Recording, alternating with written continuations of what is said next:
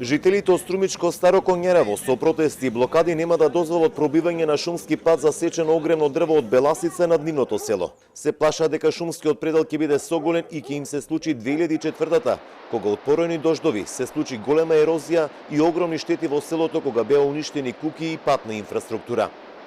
Значи, сакам да кажам, нашо е стопирање и фертик. Тоа се гледа со ово голо око што е направи масакарот на Беласица. Ние сме изложени на тотална опасност, на смрт за Старо Коњарево. Ние ќе немаме вода, значи не може да живееме без вода. Ние ќе немаме дрва, значи. Ќе ги нема дрвата да го прочистуваат воздухот. Значи без вода, без воздух. Без сонце нема живот.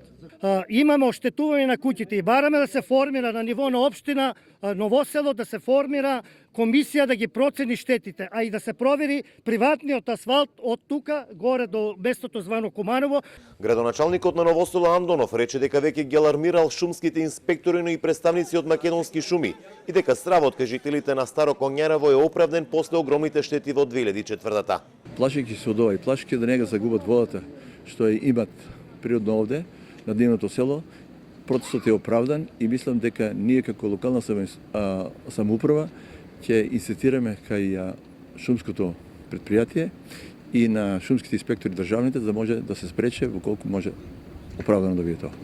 Од шумското стопанство Беласица од Струмица не успеавме да добиеме одговор, а за протестот во Старо Коњерево дозна и министерот за земјоделство Трајан Димковски, кој подлече дека станувало збор за пробивање на шумски пат, а одговорни за таа работа биле од јавното предпријатие Македонски шуми.